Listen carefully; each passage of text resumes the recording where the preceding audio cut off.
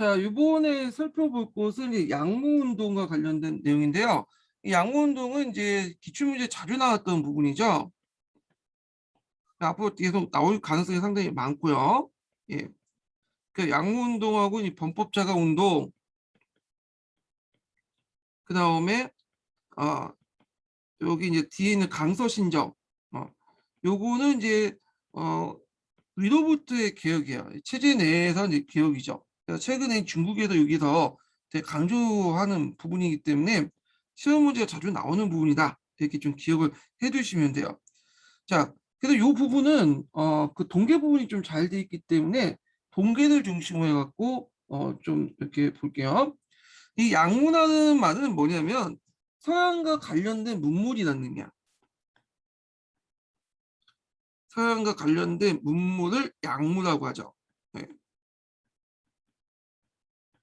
그래서 이 말이 사용했던 시기가 이제 1840년대에 이때부터 사용되는데 요 기원이 됐던 그 말의 그 양무운동의 바탕이 됐던 그 책은 예전에도 한번 시험 문제 나왔던 해국도지라는 책이죠. 위원이 쓴.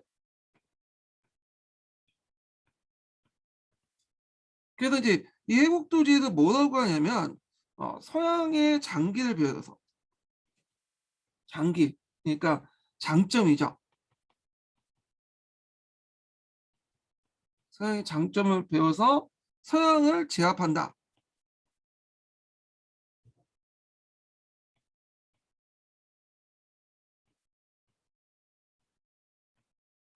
그래서 서양의 이거 똑바로 써야 되겠다.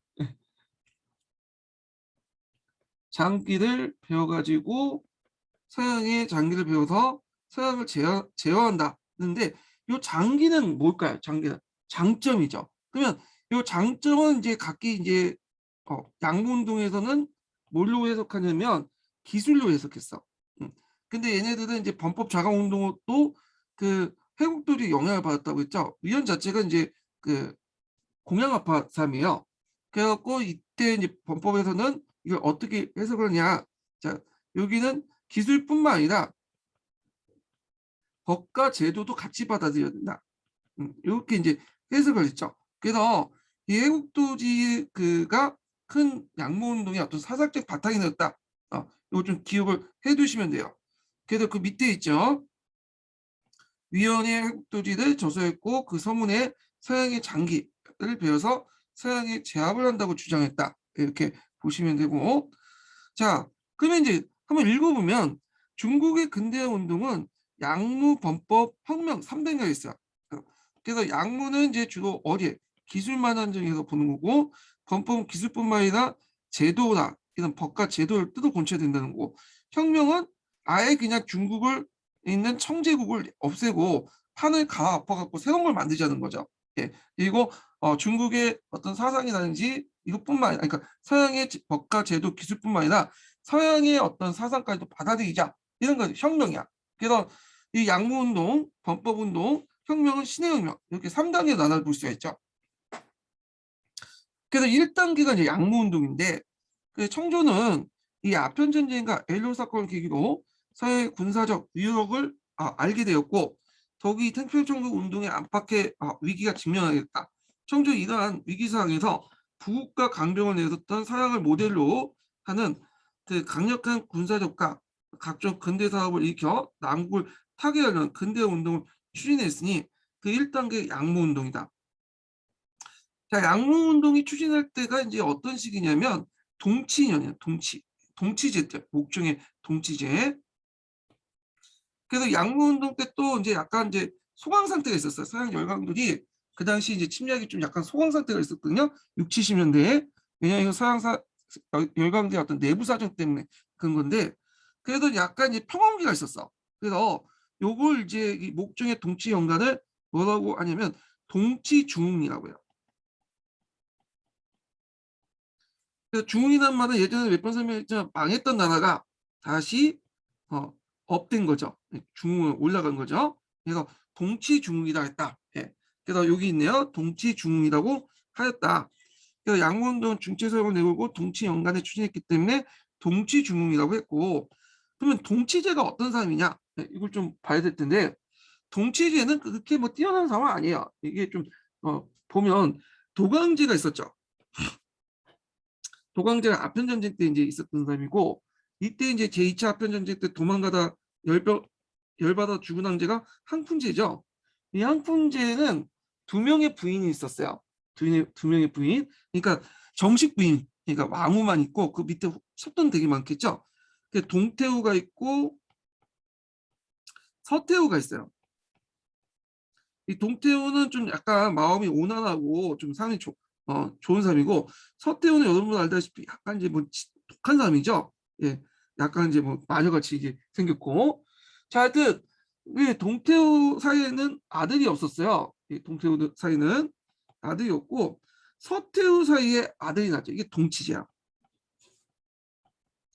근데 동치제는 어릴 때 즉위했기 때문에 이제 서태후가 수렴춘전 형식으로 통치했는데, 얘가 성년이 되고 나서도 정신을 못 차렸어요. 동치제가. 그래갖고 정치에는 별로 관심 없고 맨날 이제 그 율락가나 이런 것도 돌아다니다가 결국에는 매독인가 해갖고 성병을 죽여요.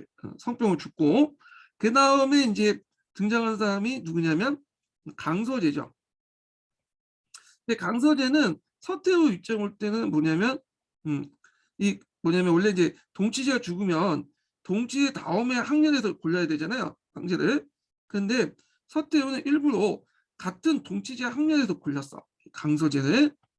이렇게 골라서, 왜? 얘가 이제 서태후가 부모 그 어머니 입장에서 강서제를 이제 통제하려고 했던 거죠. 그래서 강서제를 이제 뭐냐면 자기가 선택을 하고 한동안 또 통치를 하죠. 예. 그런 이제 상황이었어요. 자, 그러면 계속 읽어볼게요. 자, 양무운동이 청주의 고관음에서 적극적으로 추진된 시기는 1862년에 신유정변, 북경정변이라고 하죠, 이걸. 자, 신유정변으로 앞에서 설명한 것처럼 서태후와 공칭왕이 중심으로 새로운 정권이 성립되면서 청일전쟁으로 일본이 패할 때까지 약 30년 동안을 말한다. 자, 청조는 구미 열강의 외교 문제를 정당한 총리 각국 통상사무, 약칭 총리하문을 설치했다. 총리하문은 단순히 외교 문제뿐만 아니라 통상을 포함한 무기 구입까지, 그러니까 서양과 관련된 업무를 다 총괄하는 기관이었어요.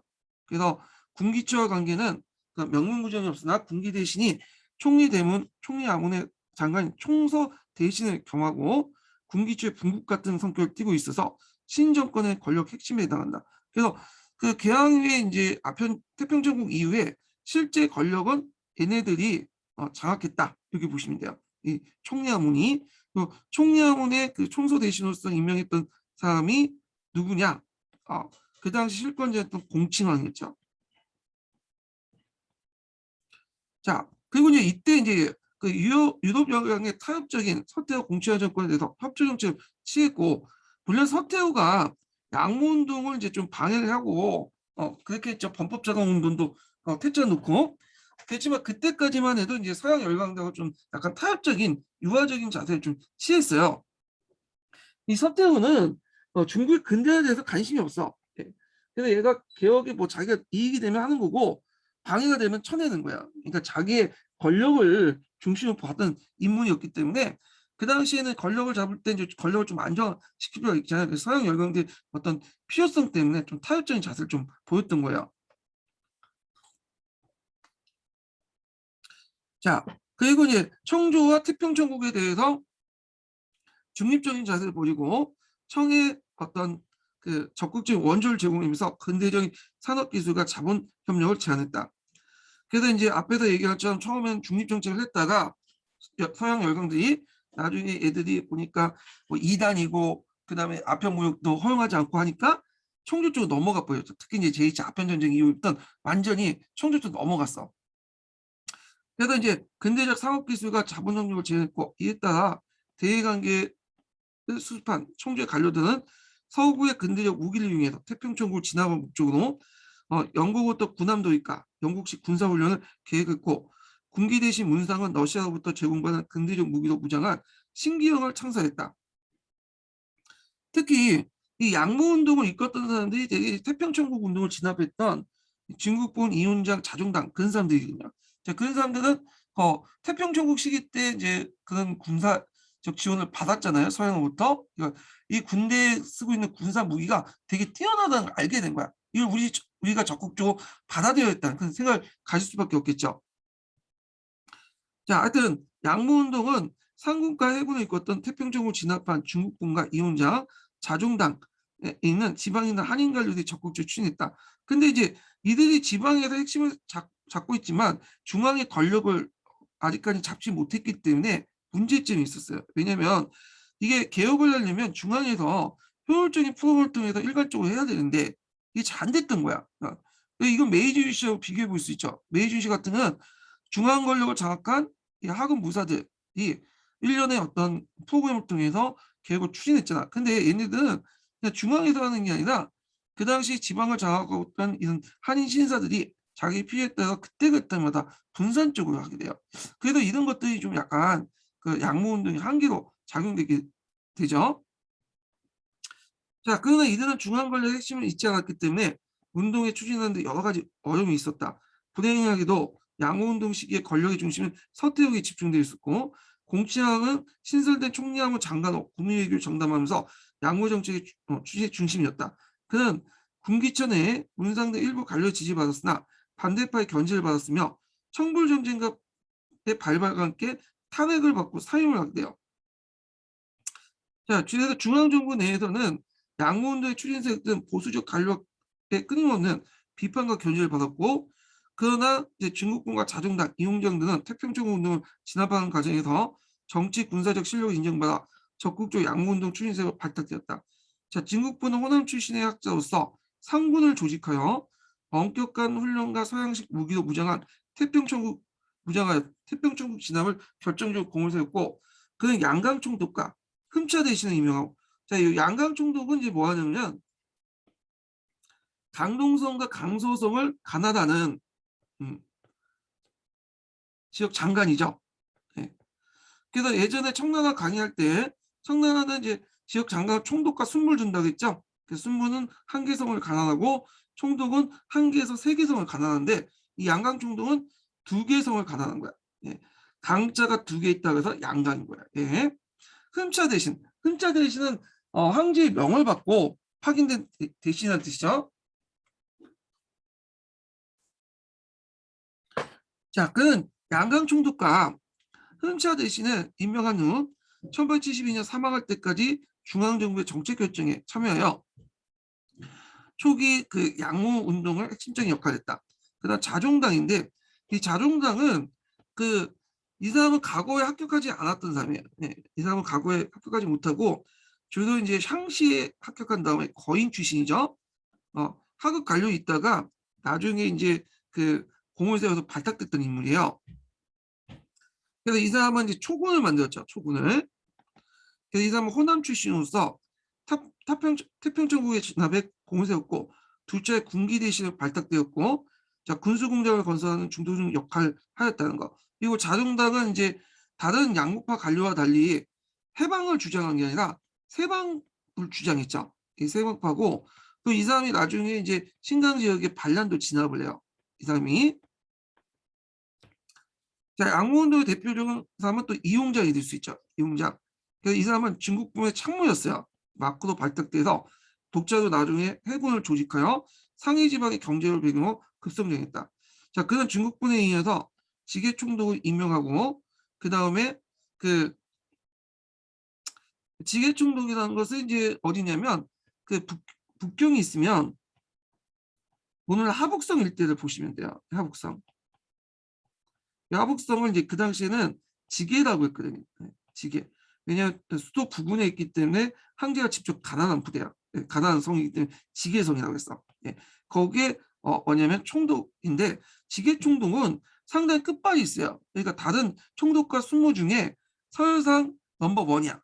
넘버원이야. 자, 그래서 청일 전쟁의 패배로 사임할 때까지 그 지계총독과 북양통상 대신이라는 것을 재직하면서 양훈들이 적극적으로 추진했다. 그래서 이번에 기출문제에 지계총독 관련된 내용이 나왔죠. 그래서 청와대 어려운 그런 외교 문제를 풀어나가는데 큰 업적을 남겼다. 이렇게 보시면 돼요. 이용장 같은 경우는 외교로 뭔가 해결하려고 했어요. 군사적보다는 그래서 이 사람이 이제 뭐 추진했던 것이 그 앞에 말하는 이제 그 여러 법정이죠. 우리나라 천진조약도 있고, 청볼 전쟁 때 천진조약도 있고, 그 다음에 그 시모노세키 조약도 간섭을 했죠. 이 사람이 가갖고 이제 내진 거죠. 자, 그래서 이 공장은 외교적으로 최대한 뭔가 그걸 문제 해결을 했던 삶이었다. 이렇게 보시면 될 것 같아요. 자, 그러면 양모운동의 내용을 볼게요. 양모운동의 내용. 자, 양모운동은 이제 추준이 이제 기술 도입이죠. 기술 도입이야. 근데 기술 중에 어느 걸 더 초점을 맞췄냐? 군사. 그 무기나 이런 것들을 제조하는데 신경을 많이 썼어. 왜냐면 태평천국 운동을 통해서 이런 것들이 상당히 뭐냐면 뛰어나는 걸 알게 되잖아요. 그래서 이 군사, 그러니까 이제 무기 같은 것들, 이 군수 사업에 되게 신경을 많이 썼어. 그래서 이제 군수 사업을 육성을 했고, 그 다음에 또 하나가 두 번째가 이제 뭐냐면 그 군대를 이제 근대화시켜야 될 거냐. 그래서 일단 이제 그 당시 해방의 위견을 받아들여서 삼함대를 건설하죠. 북양함대, 그 다음에 남양함대, 그 다음에 복권함대. 이런 거예요. 북양, 남양, 복권. 복권은 이제 청пол전쟁 때 개멸됐고, 북양은 그 청일전쟁 때 개멸됐죠. 하여튼 이런 식으로 근대적 해군을 만들려고 했어요. 근데 여기에도 문제가 생겨요. 왜냐면 서로 간의 통일적인 지휘 계통이 또 다르고 그게 등등 해갖고 좀 문제가 생겼어. 그래서 북양함대는 해군계고요. 그 다음에 그 남양함대는 뭐 상공계 이런 식으로 좀 약간 지휘 계통이 명확하지 않았다. 그 다음에 이제 군사 무기 같은 군수사업을 육성하다 보니까 좀 여러 가지 파급 효과도 있었어요. 일단은 군수사업을 육성시키려면 일단 뭐가 필요해? 강업도 필요하죠. 왜냐하면 철이라든지 이런 걸 캐야 될 거냐. 강업도 발달되고요. 그 다음에 또 군대를 유지하려면 통신 사업도 필요하죠. 통신, 전신, 전화 이런 것도 있고, 그 다음에 운수 사업, 운반을 해야 될 거냐. 그래서 이제 이런 것도 운수 사업, 기차 같은 걸 이제 가난하고 뭐 이런 것도 있고, 물론 기차는 이제 그다음 서양 자본에 의해서 도입됐긴 했지만, 자 그리고 이제 또 방직 공장도 만들어요. 그래서 군수 사업이 뭐냐 주였지만 이렇게 파급을 해갖고 강업통신, 방직공정 이런 것도 이제 방직 그 사업도 등장했다. 산업도 발달하기 시작했다. 이렇게 보시면 되고요. 자, 그 다음에 또 이건 이제 여러 가지 기술을 받아들이려면 일단 그 서양으로 가야 될 거 아니야. 서양 여러 나라로.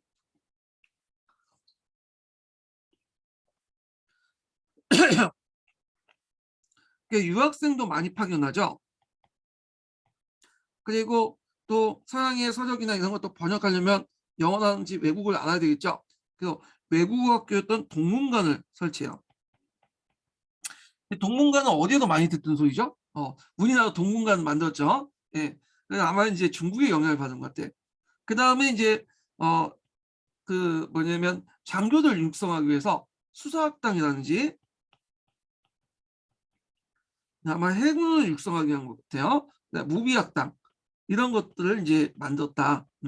그래서 이제 이런 일련의 개혁을 진행을 했다. 이렇게 보시면 될 것 같아요. 그래서 제일 중요한 건 군수사업, 그 다음에 함대를 재건하고 강업, 통신, 운수, 방직 사업 같은 것들, 연간 사업들 같이 하고, 그 서양 기술 받아서 유학생을 파견하고 외국을 번역한 동문관을 설치하고, 그 다음에 근대적 장교를 육성하기 위해 수사학당이나 무비학당 같은 걸 설치했다. 그래서 이제 이렇게 했고, 이 5번과 6번은 상당히 의미가 있는 게 뭐냐면, 예전에 정통적인 지식인들 있죠. 정통적 지식인들은 뭐예요? 주로 팔고문을 읽거나 사서오경을 하거나 유교 경전을 달달하거나 뭐 그 정도의 지식인들이죠. 그 정통적 지식인과 다른 새로운 이제 서양의 문물과 과학 지식을 받은 신지식인 계층들이 형성되기 시작해요. 그래서 이 양모운동뿐만 아니라 이제 나중에 범법자공운동이나 강서신전 같이 여러 근대적 학교들을 만들기 시작하거든요. 그래서 이들이 이제 나중에 성장을 하면서 혁명을 주도를 하게 되죠. 자, 그러면 한번 볼게요. 양모운동이 내걸었던 구호는 여러분 알다시피 뭐야? 중체선이죠. 중체라는 것은 중국의 본질적인 것, 어떤 성리학적 가치관이라고 보시면 되고, 서양은 기술인데, 자, 이 중치 서양과 비슷한 말이 우리나라도 있어요. 예, 동도서기가 있죠. 일본에도 비슷한 말 있죠. 하온 양제가 있죠. 하원이라는 거는 일본의 야마토 정신, 양제는 서양의 기술 이용하자. 뭐 이런 내용인데, 자, 그래서 양모운동은 기술에 초점을 맞췄어. 그래서 서양의 과학기술, 특히 군수시설 등을 받아들여 중국의 수도 자강, 튼튼히 수도 강해지는 것을 목표로 한 부국강병 운동을 그 내용에 하고 있고, 그래서 무기 장비, 군사 시술에 집중되었다. 이용장은 이제 상해에 강남 제조총국을 이제 만들어서 총포나 탐약, 기선 등을 만들었고요. 남경에는 금령 기기국을 설치했고 태포나 하약을 생산했다. 금능은 예전에 남경의 이름이죠. 자, 자동상은 복주에 선전국을 세워서 윤선을 제작해. 윤선은 증기선을 얘기하는 거야. 그리고 만주족 귀족 출신이었던 북양상군 통상 대신이었던 승우는 천진 기기국을 설치하여 하약과 폭탄을 생산했다. 그러니까 여기에서 이 기국이라는 말들이 쭉 나오면 이거는 뭐냐? 이 군수 무기 뭐 이런 것들을 이제 군수 그러니까 무기나 이런 것들 군수 무기나 이런 것들 생산하는 곳이다 이렇게 보시면 돼요. 우리나라 비슷한 기기창 같은 거 있죠. 청나라 영성사가 다가와서 다녀오거나 기기창을 만들었다고 했잖아. 아마 영향을 받은 것 같아.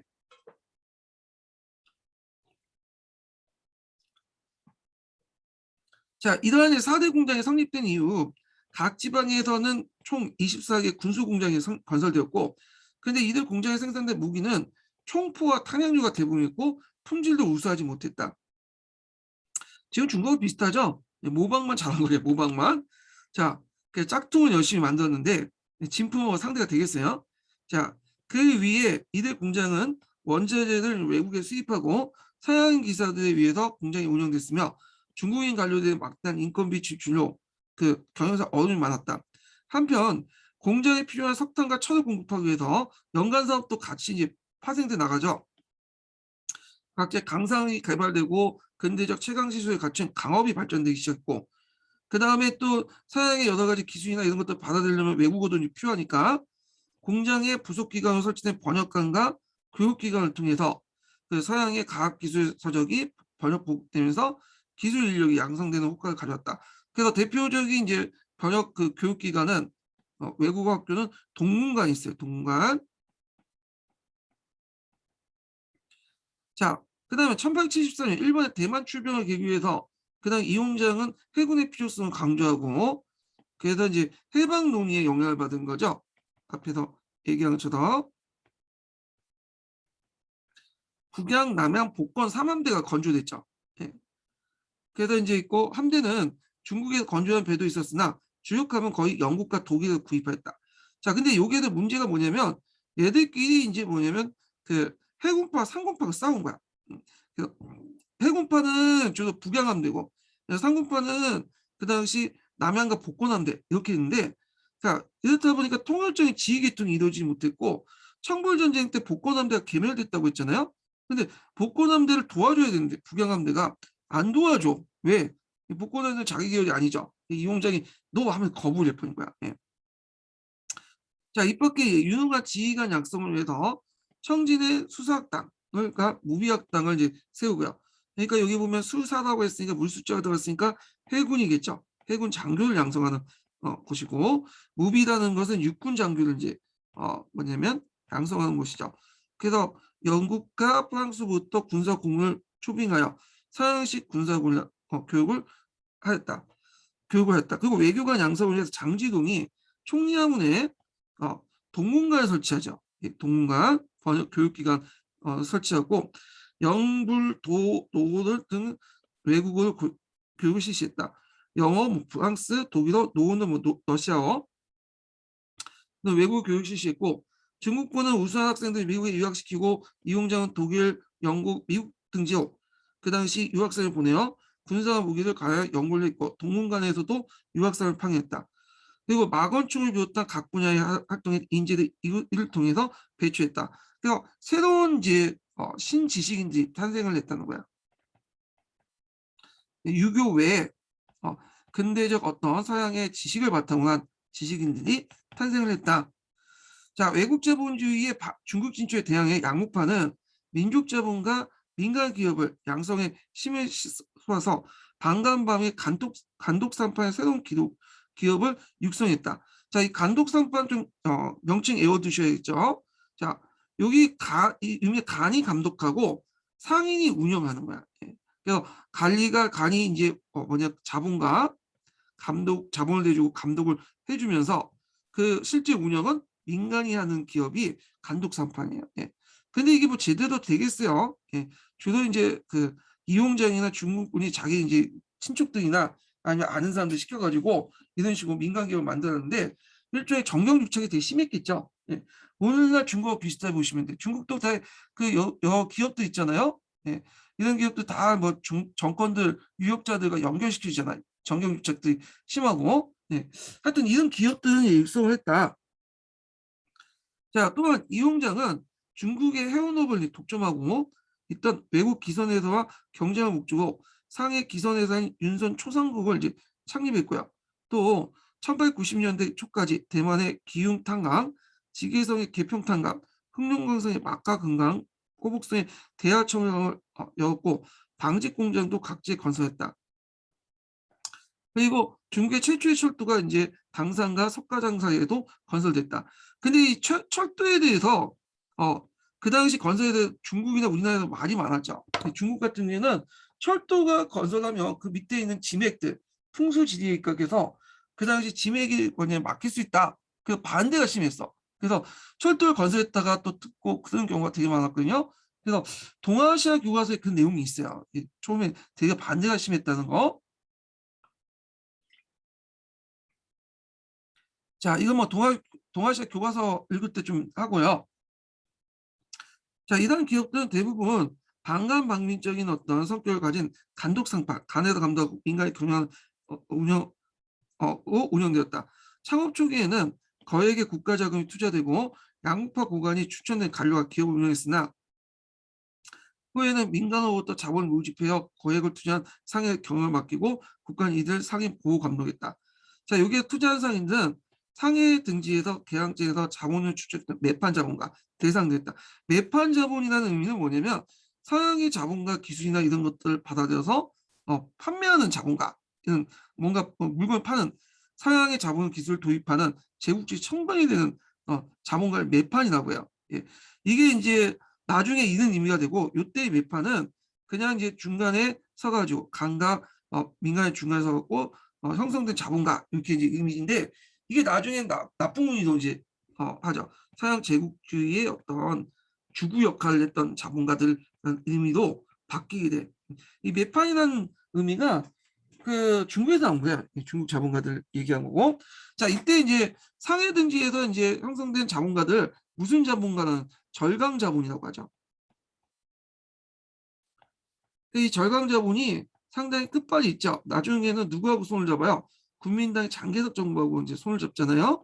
그래서 4.12 쿠데타 이후에 상당히 많은 이제 중국의 실권을 가지고 행동했던 그 자본가들 얘기하죠. 자, 하여튼 이 간독 상판 기업들은 거대한 외국 자본주의에 압력을 받서 그 당시 그 취약한 중국의 기업을 지키기 위해서 국가 체제 상의 세자산 특혜와 간몰 간용, 그러니까 간적인 그 간몰 국가 공영 물자들 있죠. 이런 것들을 납부하는 영업 독점의 특권을 누리게 되었다. 이렇게 보시면 돼요. 그래서 이 외판 자본은 민간과 국가 중간에 있는 자본가들을 의미하는데 나중에 아까 말처럼 서양 제국주의 침략까지 하는 과정에서 제국주의 주구 역할을 했기 때문에 상당히 나쁜 이미지로 나중에 바뀌었다. 이렇게 인식을 해두시면 돼요. 자, 양호운동의 역사적 성격을 볼게요. 자, 양호운동의 추진한 세력들은 서양의 군사적 위협을 인식하고 중화적 천하 질서를 유지하는 방법으로 중체서용을 내세웠죠. 자, 그러나 이제 한계가 있어. 그러나부터가 한계예요. 이 한계가 예전에 기출문제에 그 뭐냐면 몇 번 나왔어요. 네, 이게 자주 나오는 부분이기 때문에 좀 기억을 해주시고, 자, 한계는 무슨 전쟁을 통해서 표출됐죠? 청불전쟁과 프랑스 전쟁과 청일전쟁을 통해서 표출됐죠. 특히 이제 이 양모운동의 한계는 청일전쟁에서 크게 표출됐는데, 왜냐하면 앞에서 언급한 것처럼 이 시기가 이제 메이지 유신하고 같이 있었던 시기예요. 근데 서로 간의 체제 경쟁하는 경쟁에서 메이지 유신을 통한 개혁이 더 성공적이라는 것을 청일전쟁을 통해서 보여주고 있었잖아요. 예. 그래서 그러면 이제 그 특징이 뭐냐? 첫 번째로는 한계가 뭐냐면, 첫 번째는 동체중을 기본 중심으로 하는 정통적 농업사회를 꿈꿨다는 거.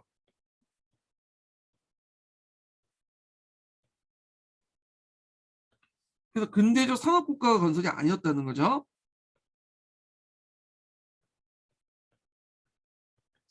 자, 두 번째로는 단순히 피상적 모방이었죠. 그래서 서양의 제도 도입 없이 기술 등 중체 서양에 입각한 서양문의 피상적 모방이었고, 그다음 또 지도력의 문제가 있어요. 요게 예전에 정치적 문제도 한번 나왔는데, 자, 일단 되게 이제 비효율적이고요. 중앙에서 처리가 된 게 아니라 지방에서 이제 각각의 양국파 관료들이 이제 한 거 아니에요? 이거 그러다 보니 개인적이야. 분산적이고. 심지어는 어떤 경우가 있냐면, 예를 들어 뭐 호남성에 이제 어떤 사람이 와갖고 양국 관료가 갖고 개혁을 했는데, 자기가 다른 곳에 임지로 가잖아요. 그러면 이걸 호남성에 건설한 그 공장을 다 뜯어서 다른 자기가 원래 갔던 임지로 또 옮기게 돼요. 예. 자, 이렇게 이제 있고, 그래서 개인적이고 지방을 중요 분산적으로 전개했고, 그 다음에 상당히 보수적이었다는 거. 그러니까 보수파 관료보다는 좀 개혁이었지만, 얘네 자체가 신사계층이기 때문에 그 예전에 메이지 유시처럼 아무것도 없는 그 하급 무사들 사무라이들이 했던 추진된 개혁보다는 그 속도나 이런 측면에서 되게 늦었다는 거야. 예. 자, 그 다음에 이런 것들. 그 다음에 이제 또 문제가 이제 앞에서 언급했던 간독산판의 문제점이죠. 그래서 이제 이것이 기울의 자율성을 침해하고요.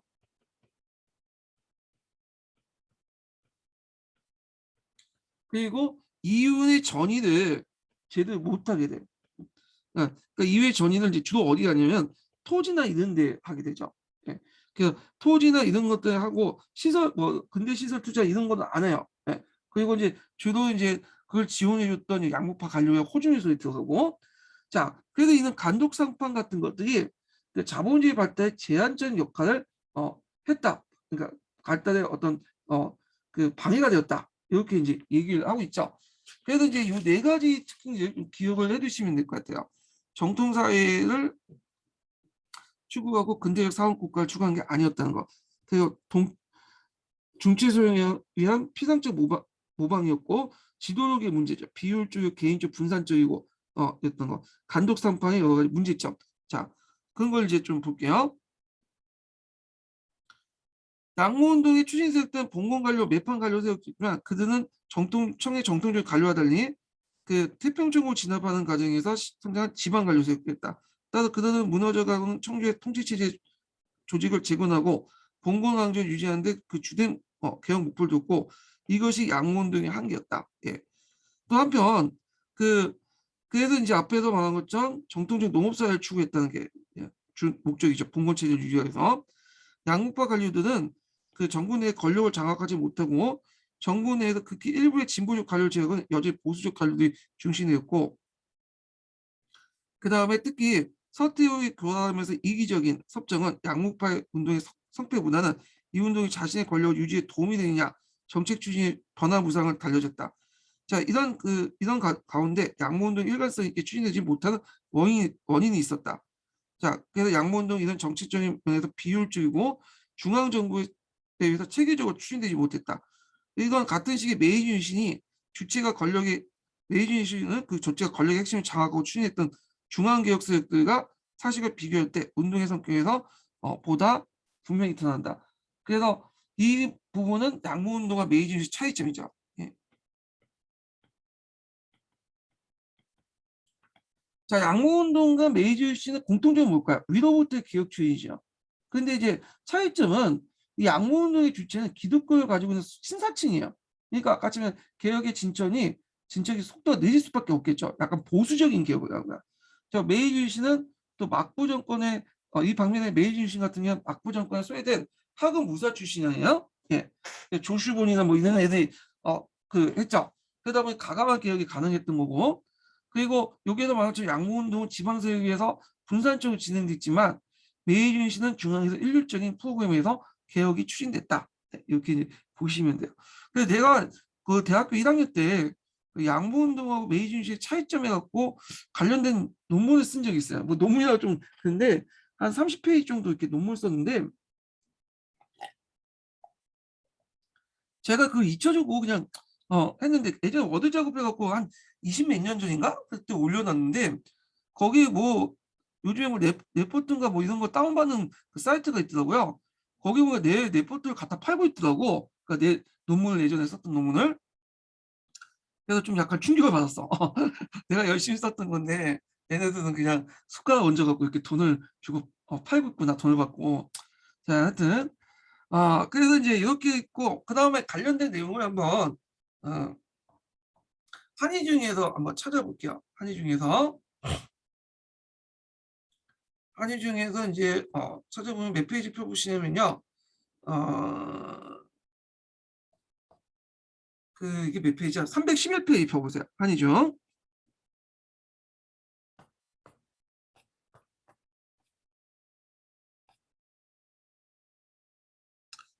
자, 해군 창설과 관련된 내용을 좀 볼게요. 자, 반란진압과 국방을 위해서 이용장을 중심으로 해서 해군을 창설하게 되는데 외국의 군함을 구입하고 해군 장비를 양성하기 위해서 외국에 유학생을 보내는 한편 천진의 그 수사학교를 세웠죠. 낙양, 북양, 복건, 함대 등 세 개의 해역군력 함대를 건설하고 해군을 관리할 관청으로 해군암문을 설치했죠. 뭐 동기 없는 내용이죠.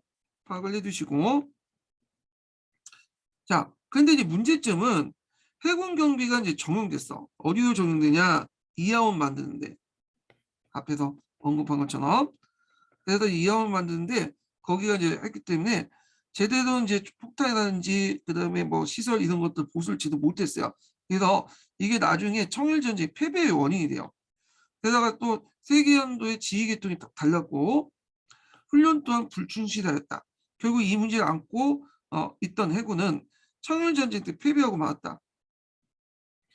초기에 군수사업 부분에 시작된 양모운동은 1870년대 들어가면서 범위가 넓어져 근대적 공업의 다른 부분까지 퍼지게 되는데 그래야 근대적 강공업과 연합의 발전, 전신선과 철도의 부설 등을 이루어졌다. 또한 근대적 교육기관이 설립되고 그다음 구미의 유학생을 파견해 서구식 학문을 배운 신시 지식인들이 처음으로 양성되었다는 거. 그다음 양모기업은 간이 주체가 되어 운영하는 간판이 경우가 있었으나 간의 후원, 감독하에 상인들이 자본을 모아서 그냥 간독상판 운영 방식 대표적인 것이다. 양모운동기에 설립된 대다수의 간독상판 기업들은 소술 제약은 실패했다. 그래서 이들 기업의 실패 원인을 간독상판 제도의 자체적 결함, 그 간의 기업에 대한 통제로 야기되는 부패와 비능률이 거론되었다. 그런데 그 최근에는 그렇게 보는 학자도 다른 관점도 있죠. 간독상판 기업의 실패는 간의 간섭 때문이 아니라 생산성 저하나 자금난, 공황 등 경제적 요인과 당시 정통적 경제 구조가 여전히 강력하게 잔존하면서 그 큰 요인을 작용하고 있다. 이렇게 얘기하고 있죠. 근데 이걸 좀 알 수 있는 게 메이지 유신 때도 그 초창기 때 정부 주도의 어떤 그 경제 건설이었잖아요. 예, 식상업 정책이나 그래서 이때도 이제 정부와 비슷한 그 중국과 비슷한 이런 기업들이 많았는데 이런 기업들은 성공했고 중국의 기업들은 이제 실패했잖아요. 그래서 이런 요인들이 더 플러스돼 갖고 실패했다는 게 오히려 더 낫다라는 견해가 있어요. 자, 근데 양모운동은 실패했죠. 청불전쟁, 청일전쟁을 거쳐서 이게 패배도 했고 이제 양모운동이 실패라는 건 이제 알게 된 거야. 예. 그러면서 이제 양모운동 실패 관련된 내용 한번 읽어보죠.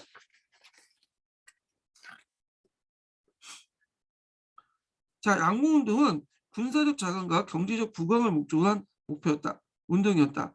그러나 운동 기간 중 세 차례에 거쳐서 발생한 대위기, 대만 사건, 청불전쟁, 청일전쟁에서 한 번도 군사적 승리를 거두지 못했고 양호기업 대다수가 갈목한 성과를 거두지 못했다. 결국 중해전쟁에서 패배한 무력에 부국강경이라는 목표 달성을 실패했음에 입증됐다. 종래 양호운동의 실패의 요인으로서 강동상판의 모순, 중체 소형론적인 사상 지향, 추진 주체의 한계 등을 거론되어 왔다. 단독상판의 운영 방식이 관리의 부패와 비능률 불로와 양무기업의 실패 요인이 하나가 된 것은 부인할 수 없는 사실이다. 앞서서 보듯이 그 간독상판 기업이 실패한 건 간독상판 자체의 부분뿐만 아니라 정통적인 경제 구조와 잔존 등 당시 경제 구조와 큰 요인이 있고요. 또 중체 소형적 사상적 지향은 약물론자들이 중국의 정통적 가치 체계와 약물 연관 지향에서 비롯된 것이다. 이는 서양의 문물을 도입하는 양모운동에 대한 수구세력의 반발을 무마하고 서양 문물의 수용을 통한 중국의 개혁을 논리적으로 정당하게 한 것이다. 자, 양모론자는 서구 문물의 기와 용해, 서구 문물은 기와 용해에 해당하고, 그 다음에 중국의 정통적 가치는 도와 체에 해당한다고 보았으며, 서양 문물을 도입해 중국의 정통적 가치를 보완할 수 있도록 주장했다. 자, 이렇게 함으로써 중국의 정통적 가치 체계와 서양 문물의 양자 대립 갈등을 해소하자는 것이다. 혹자는 양문은 이러한 중체서형적 발상으로 인해 서구의 문물 제도에 그치는 게 한계가 가졌기 때문에 근본적 제도 개혁을 생각이 미치지 못해 실패로 돌아갔다고 보았다. 그러나 양문론자는 서구의 정치 제도에 대해 긍정적으로 평가하고 있고, 이에 반면이죠. 제도 개혁 이주에 있었다. 그러니까 기술뿐만 아니라 그 제도 개혁의 이주도 있었다는 거야. 예. 그리고 그러면 양모운동의 체제의 근본을 개혁하려는 의지 없이 서양의 기술을 받아들이는 데 그쳤기 때문에 실패할 수밖에 없었다는 중요한 설득력이 없다. 그래서 양모파 관료들도 이런 생각은 가지고 있었지만 그 당시에 이제 집권층들이 너무 보수주의였죠. 서태후나 이런 집권부 관료들이. 그러니까 얘네들에게 뭐 정치 체제 변화를 요구하고 그러면 곧바로 탄압받고 제대로 안 되잖아. 그러니까 얘네들이 받아들일 수 있는 정도 선언까지 기술 그 도입까지만 얘기한 거지. 앞으로 기술 도입을 하고 나서 얘네들이 그 다음 단계로 뭘 생각했냐? 그 당시 이제 제도 개혁도 생각을 하고 있었다는 거죠. 그래서 양모운동은 기술 개혁만 했다. 이런 한계성에 대해서 반박을 하고 있어요, 지금.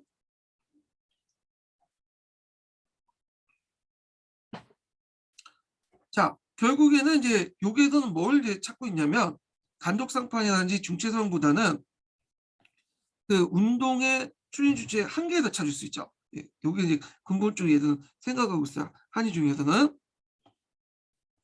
자, 양모운동의 추진자들은 그들 와해된 청주의 지배 통치 조직을 재건하는 데 성공했으나 자신의 뿌리를 둔 지역의 한계를 뛰어넘어 조정의 권력을 장악하지 못했다. 조정 일부 예를 제외하고는 그 공친왕 같은 뭐뭐 이제 혁신적인 관료를 제외하고는 대부분 보수적 성의 관료들이 독점을 하고 있었고요. 거기에다가 양목파 지방 관료들이 분열되고 있었죠. 얘네들이 똘똘 뭉쳐 못했어. 그래서 그들이 추진한 양모 정책도 지역적 차원의 정강대 그쳤고, 청벌전쟁에서 복권함대가 개멸되어 북양함대에서 지원을 요청에도 불구하고 북양함대는 이를 뭐냐면 응하지 않았죠. 그러니까 이런 분열성을 고스란히 보여주고 있다. 자, 양모 사업의 경우에도 전임 지방간이 시행했던 것을 후임 관리가 중단시키는 일이 있었고, 또 지방간이 전출되면 그 자신이 설립한 기업 설비를 다 뜯어내가지고 전부 다 세입지에 이제 임지도 옮겨가는 경우도 있었다. 그 예가 장지동을 이제 볼 수 있는데, 이 장지동도 양목파 관료였죠. 그 예도 장지동은 강동에서 면방직 보험을 설립하고 준비했던 중에 호북에 전임되자 수입해왔던 기계를 호북을 가지고 간 것을 들 수 있다. 그래서 새로 성립 작업을 추진한 경우와 같이 양모기업 자체가 커다란 자금 원이었기 때문에 이 기업 주도권을 내세워서 내부 갈등도 있었다. 그래서 이제 양국 관료끼리 자기 공장들 세우고 이걸 통해 정치 자금이나 뭐 군사 자금 이런 것들 받아 썼기 때문에 다른 그 사람한테 넘어가면 자기 자금줄이 막히는 거 아니에요? 그래서 이런 것들 때문에 이제 이걸 내부 갈등도 있었다는 거죠. 자, 그리고 이제 이와 같이 양모운동은 전국적인 차원에서 통일적인 계획을 안에서 추진된 것이 아니기 때문에, 자, 이 메이징 이슈와 좀 다르죠. 지역적 평균 형상이 두드렸고 효율성이 떨어졌다. 그래서 메이징 유신의 추진 주체와 달리 양국화 관료들은 분열되어 있으며 그들이 당시 급변하고 있는 동아시아 정세 변화에 효율적 능동적으로 대처하지 못했다. 예. 자, 그래서 요 한이 중에서는 주로 이제 요게 초점을 맞추는 것 같아요. 그 개혁 주체들의 어떤 문제점 이런 것들에 초점을 맞춰서 서술을 하는 것 같아요. 자, 그 다음에 이제 등장한 것이 범법 자강 운동이죠. 자, 범법 자강 운동 관련된 내용을 한번 볼게요.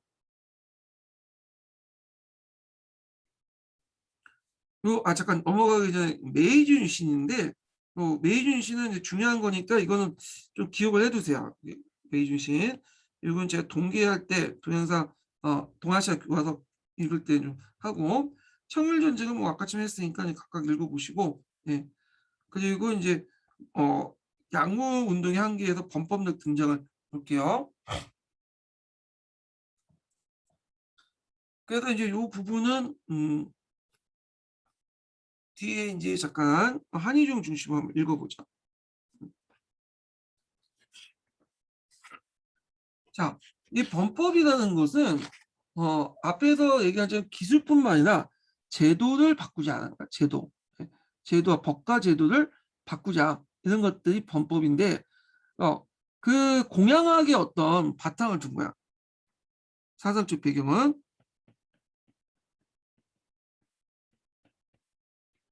자, 이 공양학은 예전에 얘기한 청남 말기 때 이 공자진이라는 위원 이런 공양학파들이 중심을 해갖고 이제 했던 거죠. 그래서 이제 요때 청나라를 바로잡기 위해서 변을 강조했어요. 변. 그래서 이 변을 강조했는데 이것이 변화, 범법이죠. 예. 이걸 이제 나중에 이제 누가康유이가 그걸 이제 개혁을 이제 구체화시켜 나가려고 했죠. 자, 그래서 이제 공양학파 관련된 내용은 앞에 있으니까 좀 기억을 해두시고 요 범법운동 공양학파하고 연결돼 있다 이렇게 보시면 돼요. 그 범법운동의 배경은 뭐 여러 가지 찾을 수 있지만 첫 번째는 청일전쟁과 청포전쟁의 패배죠.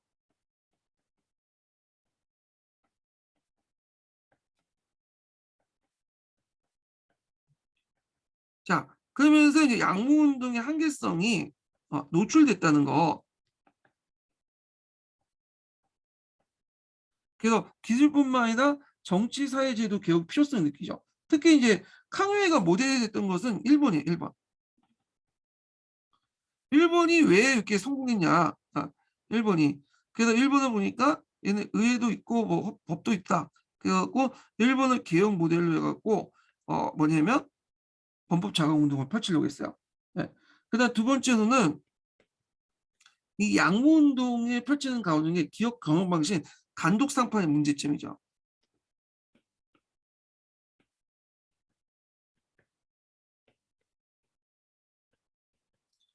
그래서 간독 상판의 어떤 비효율성 이런 것들이 부국감에 전혀 도움이 되지 못한다.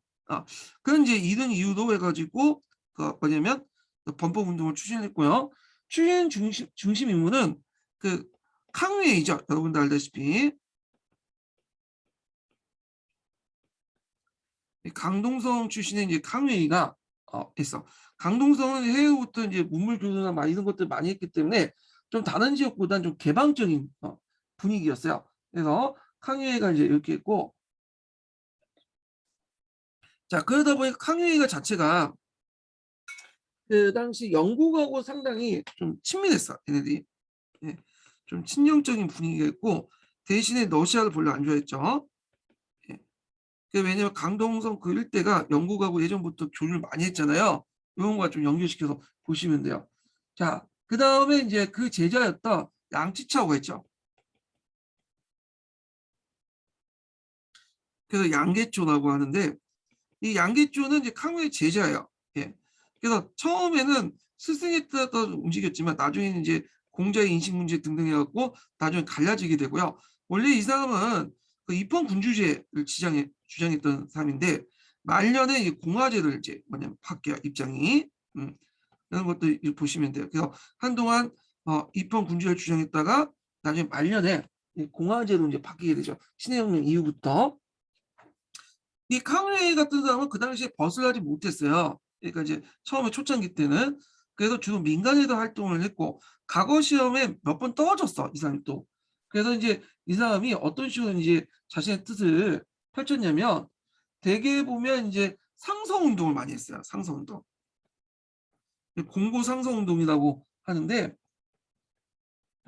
1차 상서, 2차 상서, 2차 상서는 이제 공고 상서 운동 하죠. 그 상서 운동을 많이 펼쳤어요. 왜냐하면 자기가 이제 버스를 얻기 때문에 서사기 때문에 결국엔 그 운동을 했고 거기에는 이제 그 당시 그 이용장을 견제하려는 주전파들, 청류파 대신들이 이 사람 많이 지지를 했어요. 그게 이제 학회나 뭐 강학회를 연다든지 조직한다든지 이렇게 있었고 자 그러다가 나중에 이제 중앙관료로 올라가게 돼요. 과거 시험에 합격하고 뭐 해갖고 근데 뭐 그때도 하급 관료이기 때문에 되게 보면 황제를 만나기 힘들었죠. 몇 번 상소를 올려서 결국에는 그 당시 이제 그 서강제와 독대를 한 다음에 개혁을 이제 추진하게 되죠. 예. 그래서 이 범법 운동의 좀 한계가 이 강요회 같이 뭔가 하급 관료 중심으로 했다는 거야. 예. 그러니까 좀 약간이 좀 없겠죠. 그래서 서강제하고 아니, 서강제 강서제와 예, 말 잘못해 강서제와 강요회 같이 이런 하급 관료 중심으로 했다. 이런 것들을 이제 한계로 볼 수가 있어요. 그 다음에 강요회는 또 이제 유명한 무슨 사상가죠? 예. 이 사람은 이제 그 공양학자잖아요. 그래갖고 뭐 신학의 경고라든지 자, 그 다음에 공작 계제학이라든지 이런 책을 써요. 근데 이런 책들이 뒤에 다시 이제 소개하겠지만 그 당시 이제 뭐냐면 일반 유교적 지식인데 반발을 일으켜요. 공제에 대해서 전혀 새로운 것을 제시했죠. 보수적인 어떤 사람이 아니라 뭐 정통을 유지하는 사람이 아니라 개혁가였다. 뭐 이런 식으로 하다 보니까 뭐랄까요? 그래서 강의의 어떤 개혁 정책에 대해서 동감했던 사람도 그냥 강의가 싫어가지고 개혁을 반대했던 사람도 많아요. 예. 그런 거 있잖아요. 우리가 아무리 그 좋은 말을 하더라도 그 사람이 싫으면 아이 그 사람 말 듣기 싫잖아. 예. 그런 거 비슷해. 예. 자, 그래서 이제 이런 내용들 좀 파악을 해두시고요. 자, 그러면 한번 읽어볼게요. 자, 양구운동이 한창 궤도에 오른 1980년대 후반부터 서구의 정치제도 도입, 즉 제도적 개혁을 주장한 범법론이 나왔다. 자, 이는 대만 사건, 청불전쟁에서 부족적인 타협으로 양구운동이 파탄되면서 등장했던 거죠.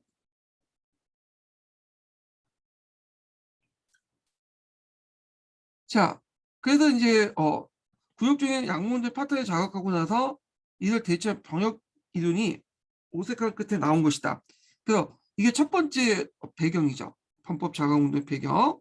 그래서 이런 대면 사건, 청불 전쟁 등등 해가지고 양문제 파탄에 대해서 그다음 대처할 수 있는 병역 이론이 필요했고 그에 따라 나타났고 두 번째로는 단독 상판식의 어떤 그 양무 기업이 부강 추구에 도움이 되지 않는다는 인식은 범법론에서 대두되었다. 그러나 범법론이 범법운동이 구체화되게 된 계기는 청일전쟁이었다. 자, 전쟁 후 열강의 경제적 조차지 요구로 나라가 망하고 중국인이 멸종될지 모른다는 위기의식, 이걸 가분의식이라고 하죠. 중국이 가가리 뭐냐면 서양 열강도에서 왜냐면 찢겨 나갈 수 있다는 그런 의식 속에 범법론 운동을 연결시킨 건 캉웨이 하극관료 같은 지식인이었다. 자, 캉웨이는 그 당시 초기 때는 이제 상소 올릴 때는 벗을 하지 않았다고 했죠. 그래서 자기 의견을 상소밖에 이제 뭐냐면 전달할 수가 없었어요. 그래서 캉웨이는 1980년대 후반부터 제도 개혁의 필요성을 주장한 글을 항제나 고관대에 올리기 시작했고 마침내 1895년에 그래서 상서가 황제에게 전달돼 호평을 받았고요. 그 다음에 캉유에는 글을 올리는 것 외에도 학회를 조직했어요. 이 학회 이름 되게 유명하죠. 읽어두세요. 강학회라는 학회를 조직했죠. 북경과 상해 등지에서 강학회를 이제 조직하고 잡지인 강학부하고 시무부 같은 걸 발간했다. 그래서 그 당시 지식인과 관료 사이의 범법 사상을 고치하려고 노력했다. 캉의 초기 활동이 활발하게 전개되고 황제에게 알려진 데에는 양파 대신 이용장의 주관론자의 외교에 반단하고 주전론을 주장한 청루파 대신들이 지원이 컸다. 자, 범법운동은 중앙 차원이 아니라 지방의 호남선에도 먼저 실천에 들어갔는데 이걸 뭐라고 하냐면 호남선 범법운동이라고 해요. 예, 호남선 범법운동. 그래서 중앙에서 먼저 시작된 게 아니라 지방에서 호남선에서 한번 하고 했던 거죠. 자, 근데 결과적으로 이제 좀 하다가 좀 알긴 해요. 예. 그래서 그 전개 과정을 좀 보면 항해의 제자였던 양계초가 호남선 심우학당을 초빙되어 호남선 운동을 본격화됐다. 또한 심우학당과 남학회 상보가 그 운동의 중심이었다. 자, 이들 기간을 통해 호남선 개혁론자들이 고취된 것은 항해의 범법개혁론, 특히 민권론과 평등론이었다. 자, 이 민권과 평등은 전체 국민을 상정한 민권이라는 평등이 아니라 신사층을 대상, 그러니까 모든 국민이 아니라 신사층을 대상한 민권과 평등이다.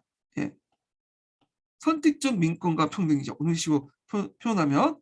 따라서 남학회의 학계의 성격을 띠면 남학회는 학계의 성격을 띠면서 동시에 신사들이 모여서 정치에 참여하는 일종의 지방의회적 기능을 가지는 것으로 상정되어 있었다. 그러나 이제 호남사의 수구적인 상층 신사들의 눈을 볼 때는 하층 신사 위주로 개혁론은 기존의 질서를 파괴하는 위험한 일이었다. 1898년 3, 4월경부터 호남선 개혁론자에 대한 수급발 공세가 본격화되어 양계초 등은 호남선을 떠나게 됐고, 따라서 막상 전국적인 차원에서 개혁운동이 중앙에서 추진된 물력에 호남 개혁운동은 정체 상태에 들어섰다. 그래서 이 호남성에 있었던 이제 그 범법운동은 중앙에 나중에 펼쳐진 중앙운동의 탐방이 같은 성격이 있어요. 진행 방향이나 그게 이제 그 실패한 방향, 그 실패한 과정들이 거의 비슷비슷해. 그 내용들이. 자, 그러면 요게 양계초를 볼게요. 이 양계초는 대단히 이제 그 당시에 유명한 사상가였죠. 우리나라도 영향을 주고, 특히 그 사람은 이제 서양학문이나 기술에도 되게 관심이 있기 때문에 서양의 어떤 사회과학적 방법론 같은 것도 많이 연구를 했어요. 예. 자, 그럼 한번 읽어볼게요. 자, 양계초는 창말부터 중화민국에 거쳐 활동했던 사상가고 정치가로서 강동석 사람이다. 그래서 스승인 캉유이와 함께 그 범법운동에 참여했고 정병으로 일본에 망명해요. 신민총국 요거 좀 외워두세요. 그다음 일본에는 그 유학생들이 많았어요. 그래서 유학생을 대상으로 해갖고 그 당시 혁명파하고 범법과 관련 논쟁이 있었는데 그때 이제 그 범법파 기관지가 신민총부였어. 그리고 공화파의 이제 주장했던 혁명파 주장을 했던 그 애들이 이제 기관지가 민보였죠. 그 뒤에 이제 좀 얘기했지만 민부하고 신민총부 간에 논쟁이 일어나는데 그때 신민총부의 주필을 담당했던 사람이 누구냐면 앞에 양계초예요. 예, 양계초. 자, 그리고 이제 황제를 중심으로 개혁을 추구하는 보학론을 주장해 혁명파 논쟁을 펼쳤고요. 중화민국 혁명 초기 잠시 정계에서 활동하고 학술 활동에 전념했다. 자, 이때부터 이제 신해혁명 이후부터는 이 사람이 이제 그 입헌 군주제가 아니라 공화제로 바뀌게 돼요. 입장이 정치적 입장이 신해혁명 계기로 해서. 자, 그래서 이제 한번 봤고요. 자, 그 다음에 이제 이렇게 하고 계속 읽어볼게요. 예, 이후 범법운동을 추진했던 인물들이 중앙에서 전국적인 개혁운동 추진 주체로 창출하려고 집요하게 노력한 것은 호남성의 경험을 통해 수구적 분위기에서 지방 차원의 개혁이 불가능을 깨닫게 했기 때문에 그래서 이게 이제 그 호남성 개혁운동의 영향이죠. 예.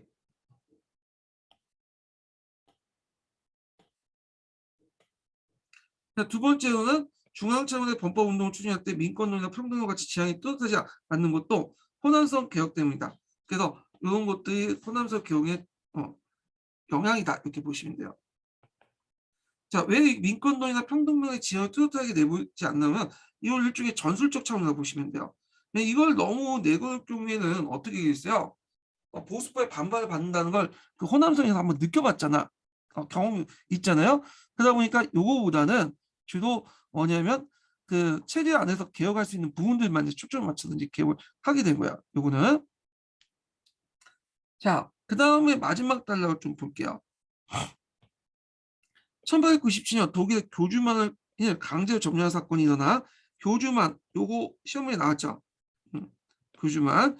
자, 교주만이고 이제 이것이 이제 어디에 나와 있냐면 캉유의 상소 내용이 있어요. 5차 상소인가 그럴 거야. 상소문에 있는데 요 관련돼 갖고 기출에 나왔죠. 3년 전인가 나왔을 거야. 근데 어떤 분은 이걸 청도 쓰신 분이 있다고. 예. 청도는 틀리죠. 왜냐면 교주만의 이제 건설 도시 중에 하나가 청도인데 이 청도는 나중에 만들어진 거야. 독일이 만든 계획도시죠. 이 청도가 독일이 만든 계획도시이기 때문에 여기에서 이제 지금도 유명한 칭다오 맥주, 맥주가 독일은 이제 잘 만들잖아요. 칭다오 맥주 유명한 곳이에요. 여기가. 그래서 이 교주만 관련된 내용이 시험 문제 나왔어요. 예, 좀 기억을 해두시고. 그래서 1897년 독일의 고주만을 강제로 점령한 사건이 일어나 대의적 위기의식이 징대되는 하던 상황에서 캉웨이는 강서재의 주목을 받게 되었다. 그는 일본의 메이지 유신과 러시아 포트로대제를 고초한 글들과 자신의 개혁론을 주장한 글들을 항지에 올렸고 항지에 접근할 수 있게 된 이 시점에 캉웨이는 서구식 의회제를 주장했던 종래 주장에서 후퇴해 군주권 개혁을 강한 주장을 했다. 왜냐하면 캉웨이 자체가 법과 제도를 개선을 해서 어떤 그런 일본 메이지처럼 뭔가 의회나 이런 것들을 만드는 입법 문제를 추구하는 사람인데 이걸 너무 내세울 경우에는 호남선처럼 또 박살이 낼 수 있죠. 그러니까 전술적으로 좀 약간 후퇴한 것 같아. 그래서 군주 개혁을 하면서 어떻게 근대화가 될까 이런 것들을 추구했다 이렇게 보시면 될 것 같아요. 자, 그래서 1898년 4월 23일 날 태우의 동의를 얻어 강서제가 개혁을 하겠다는 명령을 내리면서 무술본법을 막을 내렸다. 그래서 이 무술본법은 크게 두 번에 걸쳐 해요. 그래서 1차 개혁과 2차 개혁을 하는데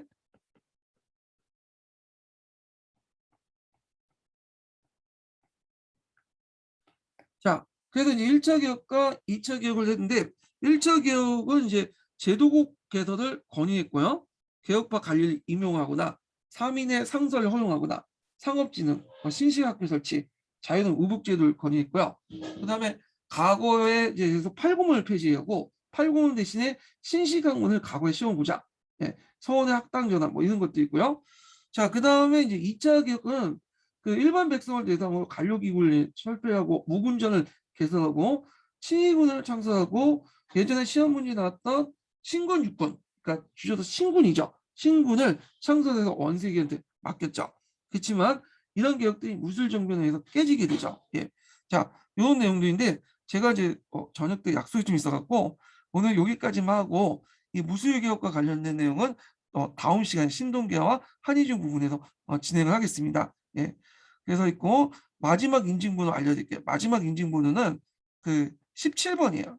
17번. 네, 마지막 인증번호 17번입니다. 오늘 여기까지 하고요.